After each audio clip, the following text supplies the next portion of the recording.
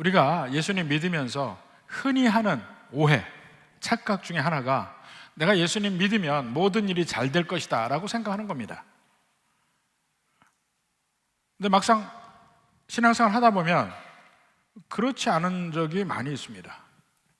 예수님 믿기 때문에 그것 때문에 오히려 어려움을 당하고 괴로움을 겪는 일이 생기기 시작합니다. 직장에서도 그렇고 내가 예수님 믿는다는 것을 표명을 할 때 오히려 그것 때문에 불이익을 당할 수 있고 그것 때문에 나를 괴롭히는 사람이 생길 수도 있습니다. 가족들에서도 마찬가지예요. 친구들 간의 관계도 마찬가지입니다. 예수님 믿고 예수님 은혜 안에서 살고 이렇게 모두 다 같이 예수님 믿었으면 좋겠다고 얘기할 때 반발하고 반박하는 사람들이 생기게 됩니다. 또 이 세상을 살아가면서 내가 예수님 믿기 때문에 할 수 있는 일과 할 수 없는 일이 있습니다. 그 할 수 없는 일 세상 사람은 해요. 그럴 때 우리는 마치 기울어진 운동장에서 경쟁하는 것 같이 느낄 때도 있고 어려움을 겪을 수 있습니다. 그래서 잠깐씩 고민하기도 합니다. 잠깐만 눈을 감어? 이번만 한번 이렇게 생각할 때가 있습니다. 그럼에도 불구하고 많은 그리스도인들은 굳건히 참고 믿음대로 살려고 합니다. 주님이 내게 원하시는 대로 순종하며 가려고 합니다. 그것이 비록 내게 어려움이 닥친다 할지라도 손해가 있다 할지라도 주님의 뜻대로 가기를 원합니다. 수없이 많은 그리스도인들이 그 길을 갔고 어렵지만 그 길을 갈 때 마침내 하나님이 주시는 승리와 하나님이 주시는 은혜가 거기에 있게 됩니다. 물론 중간에 쓰러지고 넘어지는 일도 있어요. 그렇지만은 다시 일어납니다. 오늘부터는 이제 드디어 사도행전 13장에서 바울의 1차, 2차, 3차 전도 여행이 시작이 됩니다. 13장과 14장은 바울의 1차 전도 여행에 관한 이야기입니다. 이제 여기서부터는 예루살렘 교회는 중심에서 멀어지게 되고 안디옥 교회가 모든 선교와 사역의 중심이 됩니다. 여기서 말하는 안디옥 교회는 수리아 안디옥을 이야기합니다. 지금의 요르단 북쪽 시리아 쪽에 있는 그러니까 지금 현재 땅으로는 터키 땅이에요. 네? 그 터키 남쪽에 그 수리아 안디옥 그곳을 중심으로 이제 선교가 시작이 되는데 거기에서 1차 전도행을 떠나는 이야기가 오늘 본문의 내용입니다. 1절부터 한번 볼까요? 안디옥 교회에 자 여기서 안디옥 교회를 하면 수리아 안디옥을 이야기합니다.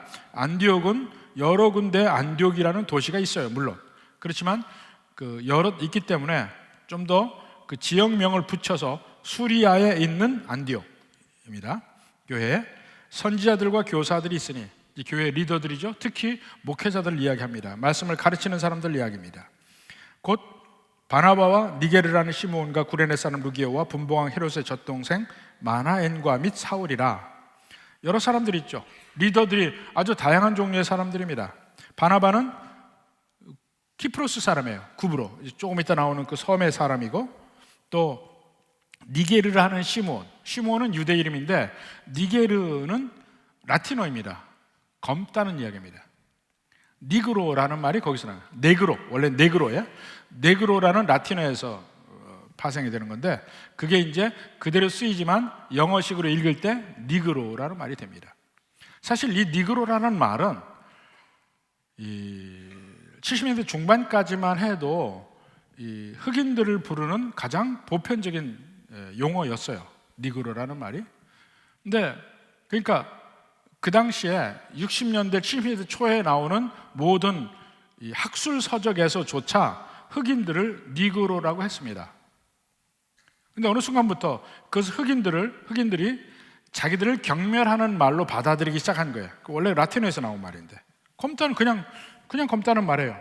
그러니까 이 발칸반도에 가보면 몬테네그로라는 나라가 있어요. 몬테네그로 그 그리스 바로 북쪽인데 몬테네그로라는 그 나라가 사실 전 나라가 산인데 산이 검다는 의미에서 몬테라는 말이 산 몬테네그로 블랙 마운틴이라는 말이에요. 그러니까 라틴어에서 다 나온 말이에요. 근데 흑인들은 그 말을 자기들을 경멸하는 말이라고 생각을 해서 싫어합니다. 그래서 그 다음부터는 블랙이라고 이름을 붙였어요. 그러니까 나중에 왜 다른 사람은 블랙 아니면 화이트, 옐로우 불러야 되는데 안 부르고 왜 자기들만 블랙이라고 하냐 그래가지고 그 다음에 아프리칸 아메리칸이라고 이름을 바꿨습니다. 왜냐하면 미국에서 동양 사람들을 에이시안 아메리칸이라고 하거든요. 그러니까 동양 사람들 부르듯이 우리도 그렇게 불러달라. 그래서 아프리칸 아메리칸이라고 이름이 바뀝니다. 근데 사실 자기들이 생각할 때 자기들을 낮추는 의미라고 생각해서 싫어했지만 네그로라는 말은 그냥 검다는 의미의 라틴어일 뿐이에요. 여기도 이 니게르라 하는 시므온, 그러니까 아마 그 사람이 피부 색깔이 좀 검었던 것 같아. 그래서 별명이 니게르라는 이름을 붙였어요. 또 구레네 사람 루기오, 이 구레네는 지금으로 이야기하면 에티오피아 쪽입니다. 그러니까 이 사람도 함족이에요. 함족이기 때문에 또 이 사람이야말로 아프리카 사람이죠. 분봉왕 헤롯의 젖동생, 분봉왕이라 하면 로마에서 임명한 왕들, 이 나눠서 임명한 왕을 분봉왕이라고 했습니다.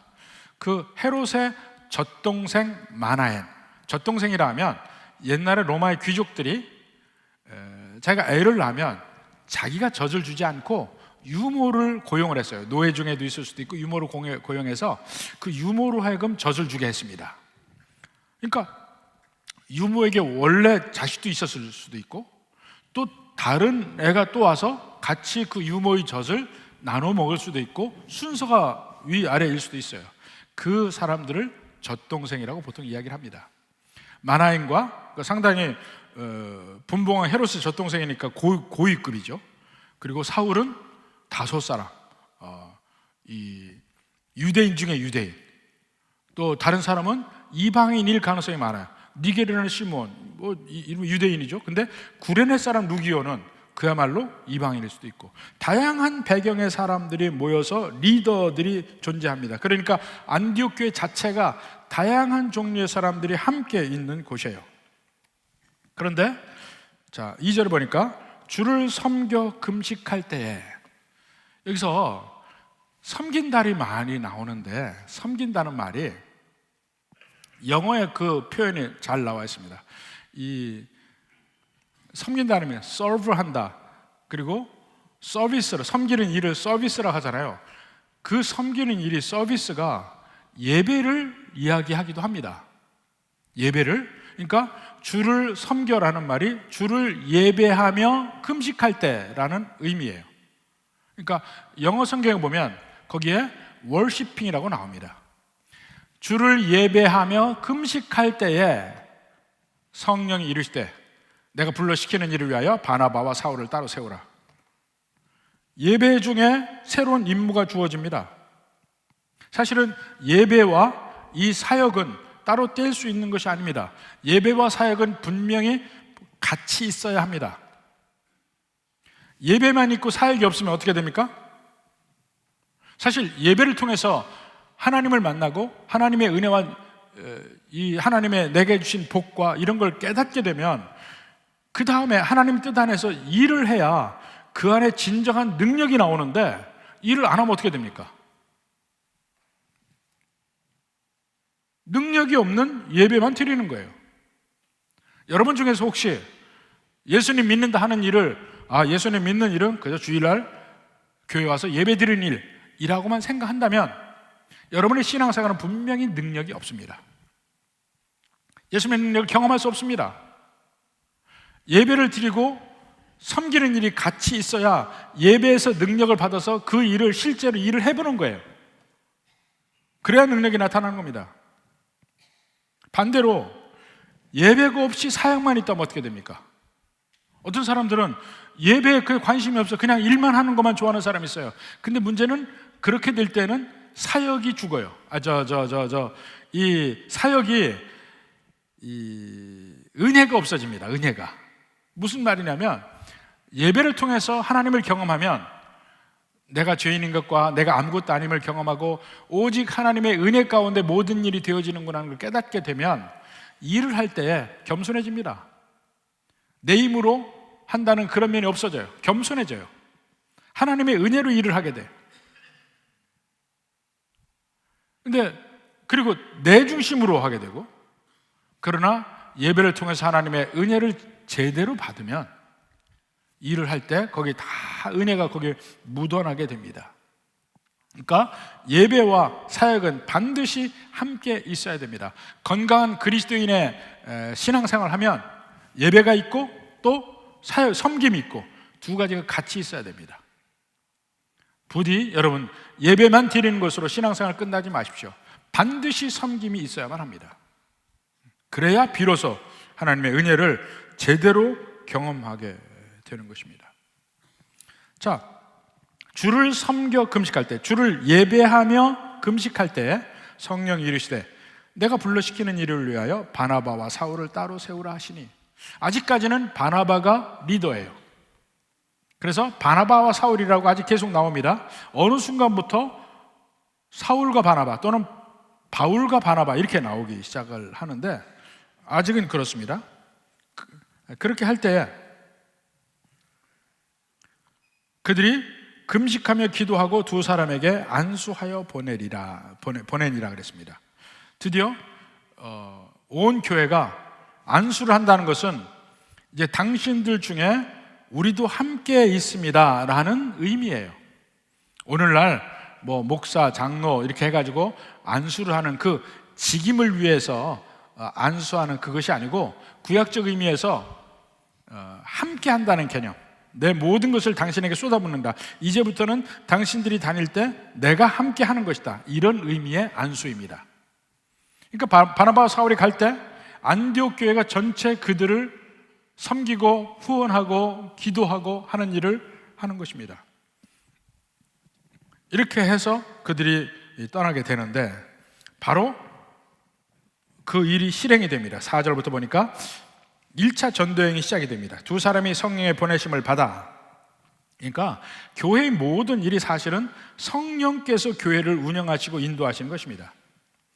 두 사람이 성령의 보내심을 받아 실루기아에 내려가 거기서 배를 타고 구브로로 가서, 실루기아는 마치 안디옥과 실루기아의 관계는 서울과 인천의 관계예요. 안디옥이란 곳이 바닷가 근처에 있지만 약간 내륙 쪽에 약간 이 구릉지대 도시가 있습니다. 지금도 그 도시가 있어요. 그리고 안디옥 교회는 그 중에서도 더 안쪽으로 들어가서 이 산 비탈에 교회가 있습니다. 그 속에 이 산 속에 굴을 파고 거기에 교회가 있습니다. 그게 안디옥, 수리 안디옥에는 안디옥 교회예요. 근데 거기서부터 바닷가로 서쪽으로 바닷가로 나가면 바닷가의 항구 도시가 바로 실루기아입니다. 거기서 배를 타고 구브로로 갑니다. 구브로로 가서 살람에 이르러 하나님의 말씀을 유대인과 여러 회당에서 전할세 요한을 수행원으로 두었더라.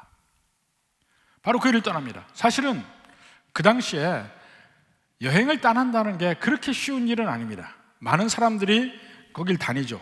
여러 장사하는 사람들이 많이 다녔어요. 무역업을 하는 사람들이. 그런데 일반 보통 평민들은 그렇게 돌아다닐 일이 그렇게 없습니다.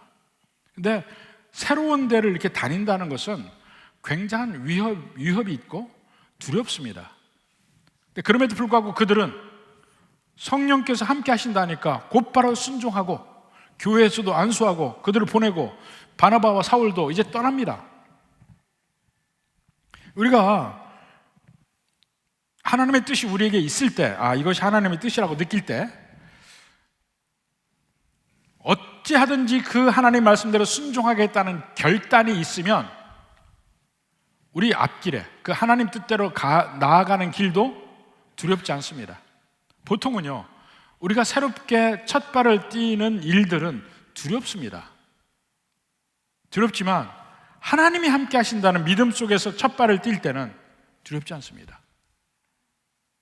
내가 계획한 게 아니잖아요. 내가 계획을 한다면 막 여러 가지 해서 여러 가지 두려움을 제거할 요소들을 만들어 놔요. 미리미리 다 알아보고 이 정도 해도 괜찮겠다 느껴서 일을 시작합니다. 근데 하나님이 딱 명령하신 것은 준비가 안 된 경우가 많습니다. 그렇지만 주께서 하라고 하시면 인도하시리라 믿고 그냥 가는 거예요. 그들이 그렇게 갑니다. 자, 드디어 이제 실루기아에서 구브로에 있는 살라미에 이릅니다. 이 구브로는 지금의 키프로스, 터키 남쪽의 섬인데 그 키프로스에 가게 됩니다. 그 배를 타고 갈 때 한 200km 정도의 거리를 배 타고 가는 거예요. 상당히 먼 길이죠. 배 타고 갑니다. 그래서 구브로로 가는데, 구브로는 오늘날로 이야기하면 하와이 같은 데예요. 지중해 안에 큰 섬이 몇 개가 있죠? 몇 개가 있습니다. 그러니까 그 그리스 터키 이 지방의 큰 섬은 물론 섬이 여러 개 있지만 그 중에 아주 큰 섬은 크레타 섬이 있고 키프로스가 있습니다. 크레타 섬은 터키 그리스의 중간 정도 남쪽에 있고 키프로스는 터키 남쪽에 있습니다.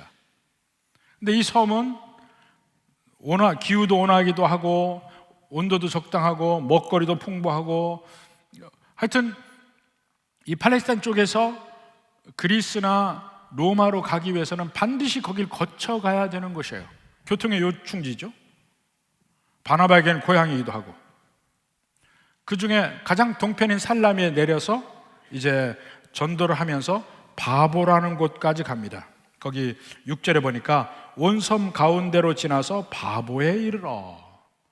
바보라는 것은 지금도 바보라는 도시가 키프로스에서 제일 큰 도시입니다. 파포스라고 그래요. 근데 나중에 결국 그 키프로스 섬을 떠나서 터키 쪽으로 배를 타고 올라가게 되는데, 마지막에 그 13절에 보니까 바울과 및 동행하는 사람들이 바부에서 배 타고 밤빌리아에 있는 버가에 이르고 14절에 비시디아 안디옥까지 간다, 이런 말이 있습니다. 그래서 이 부분을 지도에서 잠깐 보겠습니다. 지도에서 보면, 자, 오른편에 좀 굵은 글씨로 수리아가 있죠. 제일 아래쪽에 녹색은 유대 땅이라고, 유대, 사마리아, 갈릴리, 베니게 지금 페니키아입니다. 거기가 녹색이 있고 그 위에가 수리아 지방의 분홍색이에요. 근데 수리아의 위쪽에 보면 안디옥이라고 있죠.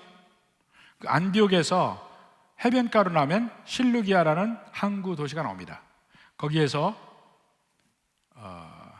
8시 방향으로 있는 섬, 이 고구마처럼 생긴 섬이 구브로, 키프로스예요.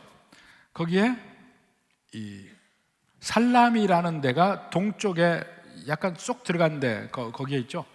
지금도 키프로스에 가면 살라미의 고대 유적이 그대로 남아 있습니다. 근데 거기에서 섬 전체를 가로질러서, 이게 한 150km 됩니다. 실루기아에서 살라미까지 200km, 살라미에서 바보까지 150km 정도 됩니다. 근데 그 길 갈 때 중간에 큰 산맥이 있어요. 그걸 넘어가야 됩니다. 넘어가는 그 길을 가서 바보에까지 갔다가 거기에서 배를 타고 북쪽으로 올라가죠. 거기에 버가라는 항구 도시가 있습니다. 버가. 그리고 버가에서 바로 위로 올라가면 안디옥이 또 나오죠. 거기가 비시디아 지방의 안디옥, 비시디아 안디옥입니다. 이 각 지방 이름이 거기 써 있죠. 지방 이름이 비시디아, 밤빌리아, 길리기아, 수리아. 근데 비시디아, 밤빌리아, 길리기아까지가 그 지역을 전체로 해서 갈라디아라고 부릅니다. 그래서 바울의 1차 전도 여행은 남쪽 갈라디아 지방을 여행을 한 것이고, 그 1차 전도 여행 이후에 쓴 편지가 갈라디아서입니다. 그래서 바울이 쓴 편지 중에 가장 최초에 쓴 편지가 갈라디아서일 거라고 생각을 해요. 여하튼 그렇게 해서 안디옥에서 실루기아로서 살라미, 바보, 버가, 비시디 안디옥까지. 그러니까 그 당시 사람들은 안디옥이 두 군데 나오죠. 다 그냥 안디옥이라고 했어요. 근데 좀 더 큰 그림으로 볼 때에 수리아에 있는 안디옥, 비시디아에 있는 안디옥, 이렇게 구별해서 부른 것입니다. 그리고 이 다음 주부터 설교는 이고니온, 루스드라, 더베 갔다가 다시 역순으로 나오는 바울의 1차 전도 여행을 계속 따라가게 됩니다. 13장, 14장에서. 자, 요 지역이 이렇게 됐다는 걸 아시고 다시 본문으로 돌아갑니다. 그러니까 살라미에 내려서 5절에 봅니다. 살라미에 이르러 하나님의 말씀을 유대인이 여러 회당에서 전하였어요. 그들이 전도하는 중심도 여러 회당들이에요. 시나고그들. 전하였어요. 요한을 수행원으로 두었더라 그랬습니다. 그 요한이 누구냐면 마가입니다. 요한 마가라고 합니다. 마가복음의 저자 마가, 요한 마가입니다. 근데 그 요한 마가는 이 바나바의 조카예요. 바나바의 조카. 근데 바나바의 조카인데 마가는, 그러니까 마가의 다락방, 그 마가입니다. 예루살렘에서 가장 중심되는 지역 안에 120명 정도의 성도를 한꺼번에 둘 수 있는 다락방을 가진 집, 엄청난 부자입니다. 사실은 바나바도 부자였어요. 그 초대교회에서 바나바는 자기의 밭을 팔아서 다 교회에 드립니다. 그리고 자기 선교사로 가요. 그 부자 집안의 두 사람의 바나바와 마가가, 그러니까 마가가 따라 나선 겁니다. 따라 나섰는데 이제 그가 따라 나설 때는 막 교회 안에서 여러 가지 기적을 쳐다보잖아요. 막 귀신을 쫓아내고 병도 낫기도 하고 앉은 애가 걷기도 하고 이런 일도 벌어지고 말씀을 따라서 모든 사람이 막 거기서 은혜를 받고 이런 것을 보니까 재밌거든요. 전도여행도 그럴 줄 알고 따라 나선 거야. 근데 실상 1차 전도여행을 떠나면서 키프로스까지 배를 타고 200km 간 것도 힘든 일이고, 키프로스 안에서 살라미에서 바보까지 150km 걷는 길도 힘든 길인데 거기에서는 전도의 열매가 거의 없었습니다. 전도할 때마다 사람들이 배척하고 무시하고 이걸 계속 당하면서 150km를 가니까 상당히 오랫동안 간 거예요. 거기에서 마가가 자기가 생각했던 그런 길이 아니야. 여러 가지 마가의 마음에 이제 문제가 생깁니다. 멋진 여행이 아니야. 사실 전도 여행이라 하는 것은 우리의 삶에서도 나타나는 것이지만 우리가 일단 전도하려고 들어가면 많은 사람과 인간적인 갈등을 빚게 되고 어려움을 빚게 됩니다.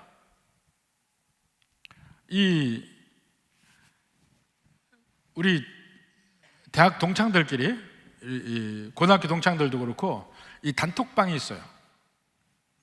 단톡방이 있으면 거기에서 이제 고등학교 동창들은 이제 몇백 명 되니까 좀 그한데 대학 동창들은 뭐 20명, 정치학과 20명, 외교학과 20명 이렇게 단톡방이 있습니다. 그러면 얼마 되지 않은 사람들인데 그 중에서 열심히 전도의 목적으로 올리는 친구가 있어요. 그 글을 올려요. 근데 그러면 꼭 무슨 일이 벌어지냐면 불교 쪽에서 또 올려. 부처님 말씀이 어떻고 또 올려. 근데 그 단톡방이 그걸로 이제 막 암암리에 불꽃 튀기는 뭐가 있습니다. 그러니까 일단 전도를 안 하려고 하면 그런 일이 없어요. 전도를 하려고 하면 꼭 반대하는 사람이 생깁니다. 문제가 이게 일종의 영적 전쟁이에요. 근데 그 영적 전쟁이라는 것이 그렇게 뭐라 그럴까? 우아하지가 못합니다.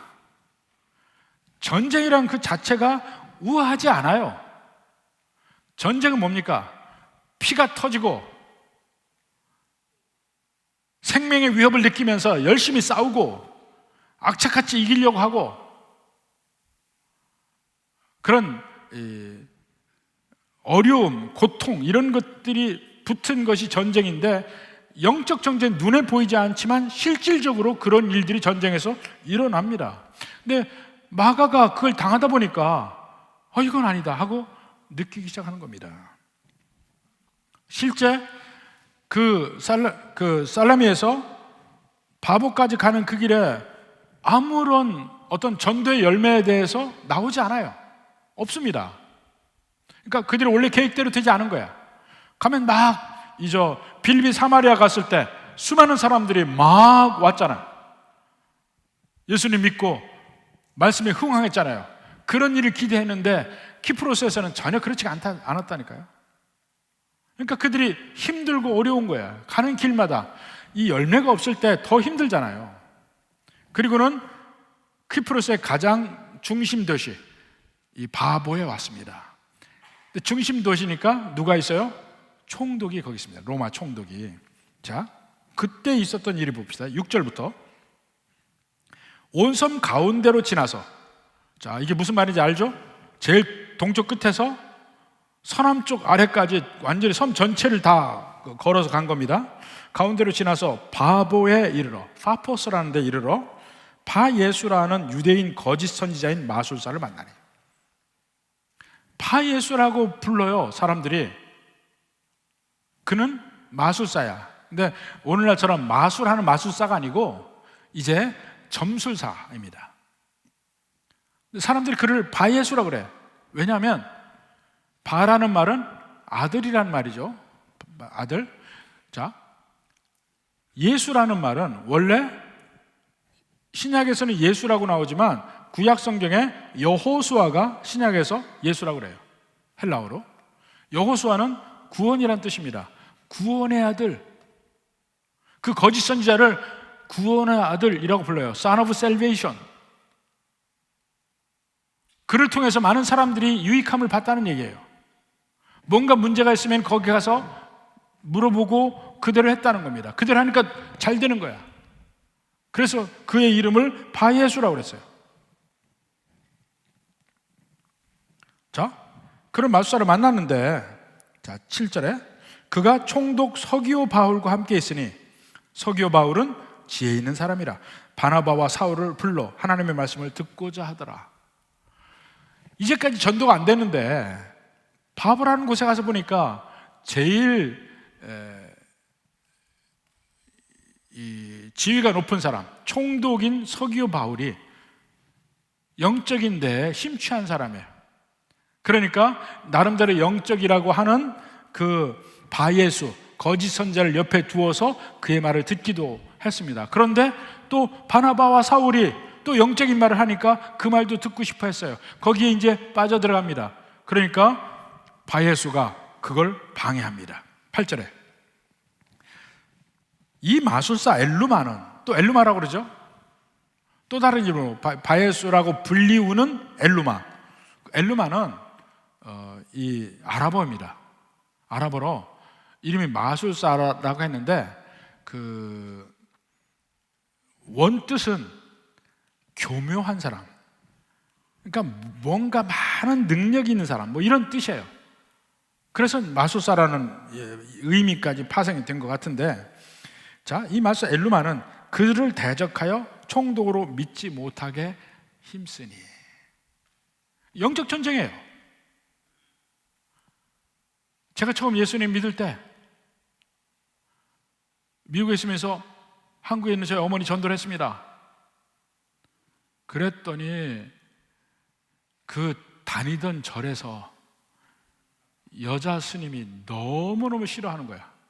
그렇게 우리한테 잘했던 그분이 막 갑자기 입에서 쌍욕을 하면서 그 예수님을 저주하고 그런 일이 벌어졌습니다. 그때 저희 어머니가 이게 영적 전쟁이구나 하는 것을 깨닫고 거기를 완전히 끊었어요. 감사하게도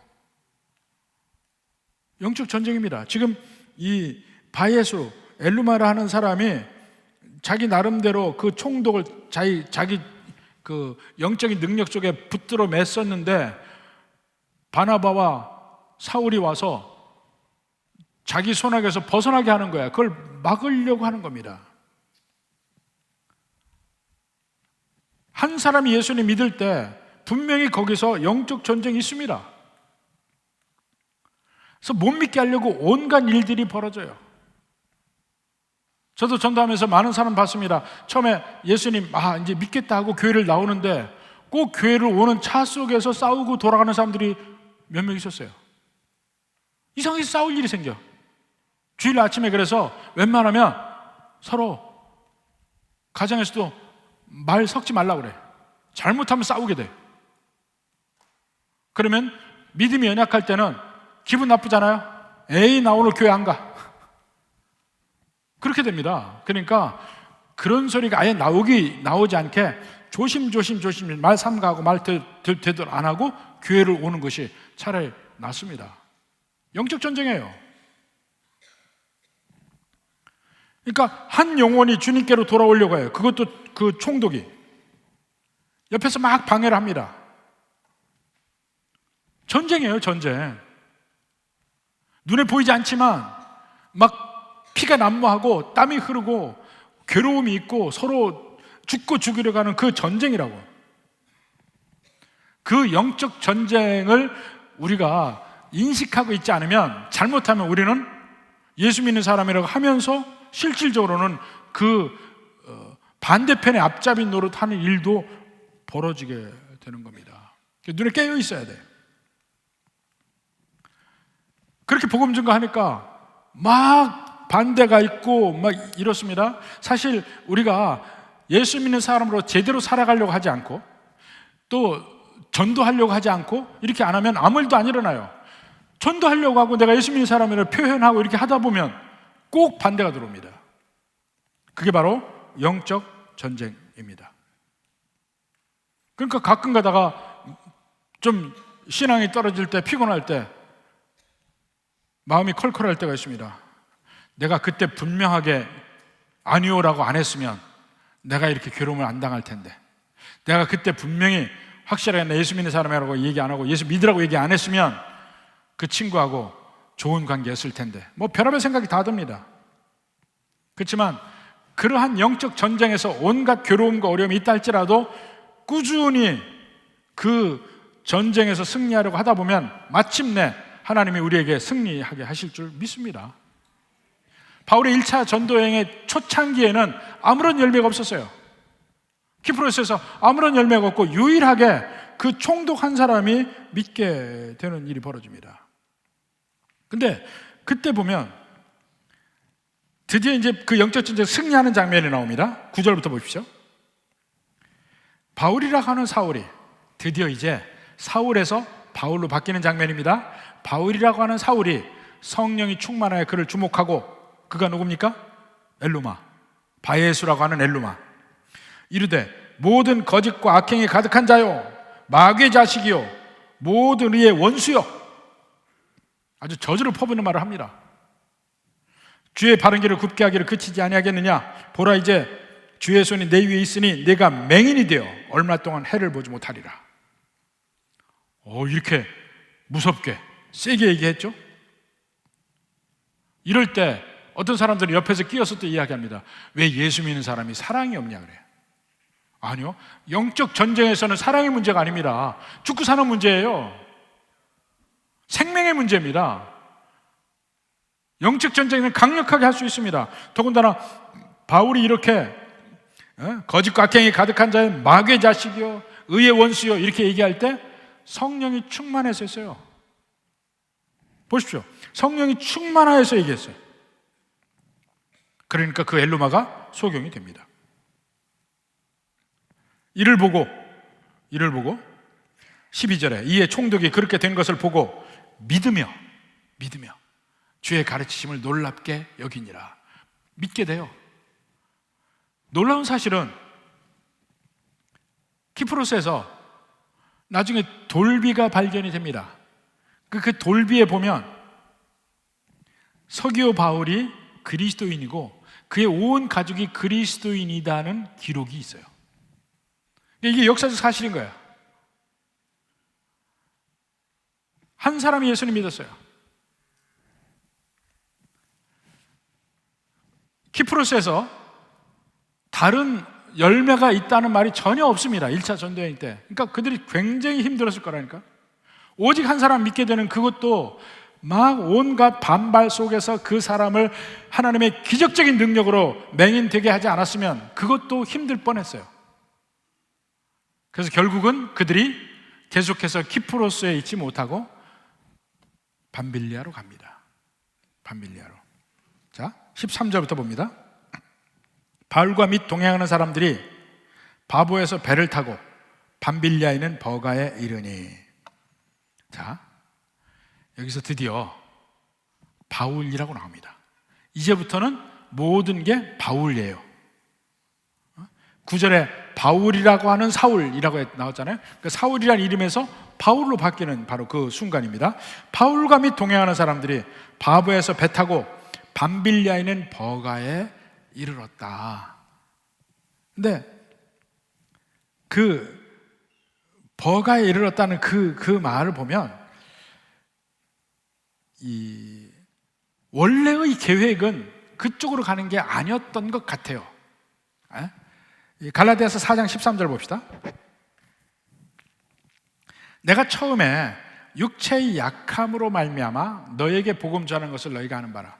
갈라디아, 지금 막 키프로스에 있다가 터키 쪽으로 배를 타고 올라가서 밤빌리아 버가에 갔죠. 버가에서 다시 내륙으로 올라가서 비시디 안디옥까지 갑니다. 근데 그곳이 갈라디아 지방이에요. 근데 그 갈라디아 서를 쓰면서 처음에 복음 전할 때의 상황을 이야기하는 거예요. 처음에 육체의 약함으로 말미암아 너에게 복음을 전했다.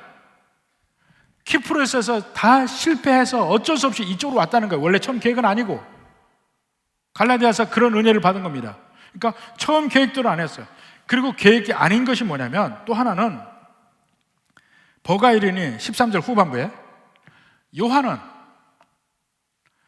요한은 그들에게서 떠나 예루살렘으로 돌아갔다고 그랬습니다. 자, 요한이 그를 따라갔었죠. 요한 마가입니다. 마가가 따라갔다가 놀라운 능력과 은혜와 많은 사람들이 막 찾아와서 막 은혜 받았습니다 이런 소리 해야 되는데 아무도 안 하는 거예요. 힘들고 어려워요. 이제 거기서 실패했다고 생각하고 다시 갈라디아 지방으로 이제 배를 타고 갔습니다. 버가에 내려서 요한 마가는 나는 돌아갈란다. 그래서 빠져서 돌아갑니다. 빠져서 돌아가요.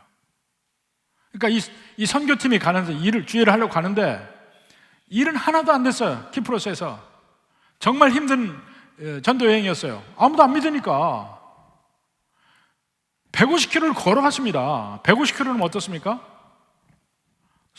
서울 대전보다 더 멀 거예요. 그 길을 걸어서 간 거예요. 걸어서 며칠을 걸어갔지. 실적은 안 나지.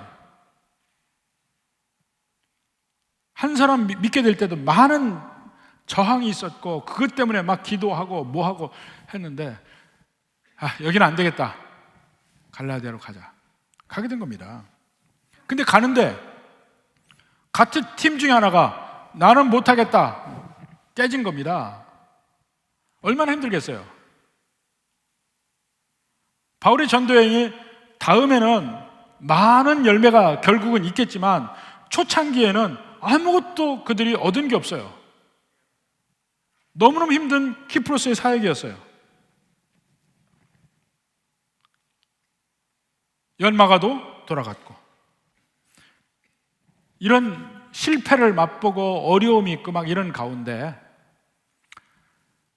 그때 바울의 마음이 얼마나 상했는지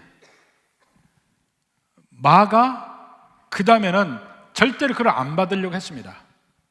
자, 이제 16장에 가면 바울이 2차 전도행을 떠납니다. 그때 바나바와 바울이 또 같이 가요. 가려고 하는데 출발부터 삐그덕거리기 시작해. 바나바는 요한 마가를 데리고 가려고 그래. 같이 데리고 가자. 바울은 그놈 믿을 놈이 아닌데 어떻게 데리고 가냐 이게. 가장 함께 해야 되는데 정말 힘들 때 그는 떠났잖아. 믿을 수가 없으니까 못 데려간다. 결국은 2차 전쟁을 시작하면서 바나바는 요한 마가를 데리고 다른 길을 갑니다. 바울은 이제 바나바와 결별하고 실라를 데리고 갑니다. 2차 전대행을. 거기가 바나바가 가장 마지막에 나와요. 더 이상 나오지 않아요. 이제 성경은 바울을 초점으로 해서 바울의 전도의 행적을 따라갑니다. 사도행전에서. 마가는 절대로 안 된다.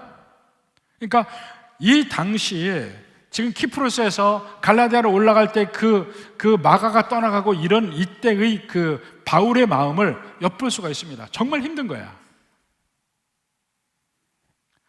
우리가 하나님의 일을 할 때도 마찬가지입니다. 아까 예배와 섬김이 같이 가야 된다고 그랬죠? 섬겨봐야 정말 하나님의 은혜 가운데 있는 것이 무엇인지를 알게 돼요. 은혜를 받고 정말 교회에 있으면서 하나님 일을 같이 해요. 처음 할 때 보면 어려운 일이 한두 가지가 아닙니다. 내가 일을 하게 되면 왜 이렇게 반대하는 사람 많고, 또 자기는 일을 안 하면서 뒤에서 계속 긁어대는 사람도 많아요. 그리고 일이라는 게 내가 이렇게 예상하고 하지만 결과가 잘 안 될 때도 있어요. 근데 그걸 내가 예상했냐고. 근데 꼭 마지막 결과를 가지고 꼬집는 참 얄미운 사람들이 있어요. 너무너무 힘들거든요. 그때 어떤 사람들은 교회 일 안 해 이제 하고 물러나는 사람도 있습니다. 근데 그게 교회 일의 시작입니다. 그리고 그 교회 일을 통해서 하나님은 많은 일을 이룬다기보다 사실은 교회 일을 통해서 우리 그리스도인들을 제대로 성숙한 그리스도인으로 만들어가는 과정이에요. 우리는 다 이 모난 돌과 같습니다. 모난 돌. 근데 모난 돌을 한 바구니에 딱 모아놔 봐요. 가만히 있을 때는 모난 줄 몰라요. 일이 시작하는 게 뭐와 같으냐면 이 모난 돌을 바구니에서 흔들기 시작하는 거하고 똑같아. 일을 시작해봐요. 그러면은 그 모남이 서로 막 부딪히기 시작해요. 아파요. 그게 일입니다. 그 교회 일이 그래요. 흔드는 거야. 모난 돌로 흔들어. 막 힘든데 그 가운데서 그저 하나님 일이라고 참고 일을 하다 보면 시간이 지나면 어떻게 됩니까? 점점 사람들도 포용할 수 있게 되고, 일이 또 안 될 것 같은데 하나님 일은요 돼요. 이게 인간이 하는 일이 아니구나. 이것도 경험하기 시작해. 돼요. 그리고 시간이 지나면서 점점 내가 할 수 있는 능력도 커가기 시작해요. 이제는 처음에는 저 사람 정말 내가 못 견디겠다 하는데 시간이 흐를수록 그런 정도의 사람을 내가 이제는 포용할 수 있게끔 내 그릇이 커지기 시작해. 하나님이 이렇게 교회에서 한 사람 한 사람 만들어가는 겁니다. 뭘 통해서요? 섬김을 통해서. 섬김이 내가 하나님 위해서 뭘 대단한 일을 한다? 꿈 깨요. 일을 통해서 하나님은 사람을 만들어갑니다. 누구를요? 나를 만들어가요. 나를. 일을 하면 사람끼리 복잡하게 서로 얽히게 되고 힘들어져요. 근데 한 번 하죠? 두 번 하죠? 세 번 하죠? 점점 서로 조화롭게 일을 하는 걸 배우기 시작해. 처음에는 안 돼요. 일하기 전에는요 서로 집사님, 성도님 반갑습니다. 아주 나이스하게 서로 얘기해요. 근데 막상 일을 생각하면 저 사람 처음 보는 사람 같아. 저런 면이 있는 줄 몰랐어요. 막 갈등이 생겨요.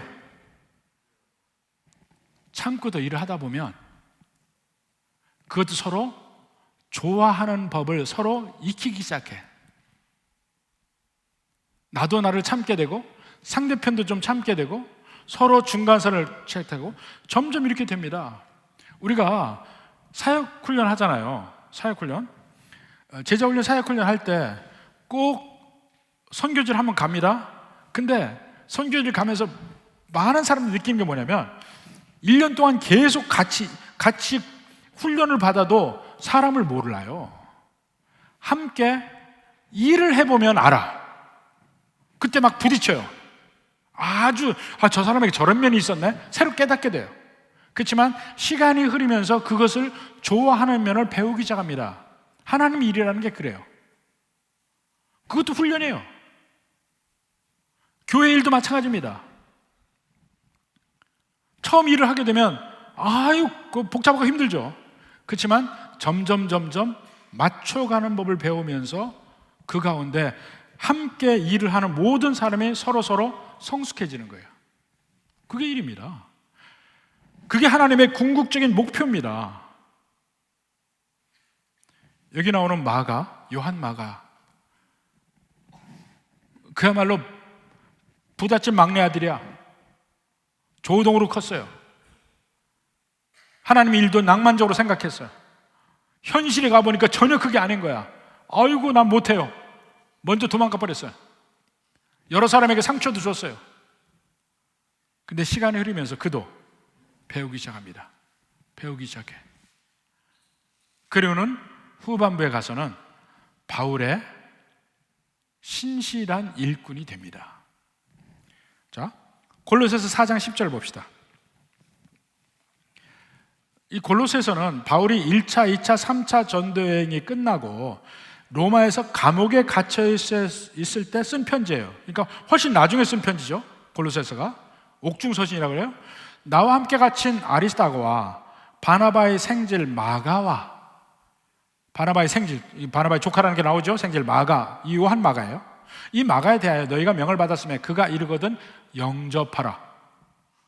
바울이 2차 전도행 시작할 때는 나는 그를 영접 못하겠다 그랬어요. 바울 스스로가 나는 함께 못한다 그랬어요. 그런데 3차 전도행 다 끝나고 나서 옥에 갇혔을 때는 마가를 영접하라고 그래요.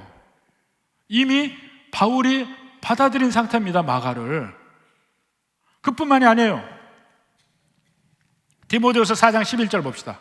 디모데후서는 바울이 죽기 직전 제일 마지막에 쓴 편지예요. 디모데에게 쓴 편지예요. 그때 로마의 감옥에 있으면서 누가만 나와 함께 있느니라, 네가 올 때에, 이제 디모데가 올 때에 마가를 데리고 오라. 그가 나의 일에 유익하니라 그랬어요. 나의 일에 유익하니라. 처음에 바울을 실망시켰던 그 마가가, 그래서 절대로 함께하지 않겠다고 바울이 바나바와 헤어지기까지 한 그 동기가 된 그 마가가 나중에는 바울에게 꼭 필요한 사람이 된 겁니다. 우리는 예수님 믿는 것이 그냥 예배 드리는 것은 끝이 아닙니다. 그걸 통해서는 우리가 변하지 않아요. 능력이 나타나죠. 우리 삶 속에 섬겨야 돼요. 일을 해야 돼요. 근데 일을 할 때 함께 일을 합니다. 혼자 하는 일이 아니에요. 같이 일을 하다 보면, 처음에 일을 안 하다 하게 되면 막 부딪힙니다. 부딪히지만 그 자리를 떠나면 안 돼요. 어떻게든지 극복하려고 노력하다 보면 나도 변하고 그 사람도 변하고 함께 하는 것이 공부가 되고, 그 다음부터는 훨씬 성숙한 단계로 가게 되는 겁니다. 지금 바울이 1차 전도여행을 갈 때 이렇게 갑니다. 죄를 하게 되면 어려운 일 닥칩니다. 그러나 그 어려운 일 겁낼 것 없습니다. 우리는 결국은 이기게 되었습니다. 그리고 이기는 일도 넉넉히 이깁니다. 넉넉히. 로마서 8장 37절 봅시다. 그러나 이 모든 일에 우리를 사랑하시는 이로 말미암아, 예수님으로 말미암아 우리가 넉넉히 이기느니라. 넉넉히 이깁니다. 부디 여러분의 모든 섬김에서 열심히 섬기려고 노력하고, 서로와 부딪혀도 관계없어요. 어떻게든 극복하려고 노력하다 보면 어느 정도 시간이 흐르면 그 다음부터는 변화된 내 자신, 변화된 모두를 함께 볼 수 있습니다. 이 은혜가 넘치는 여러분의 신앙생활이 되기를 주님의 이름으로 축원합니다.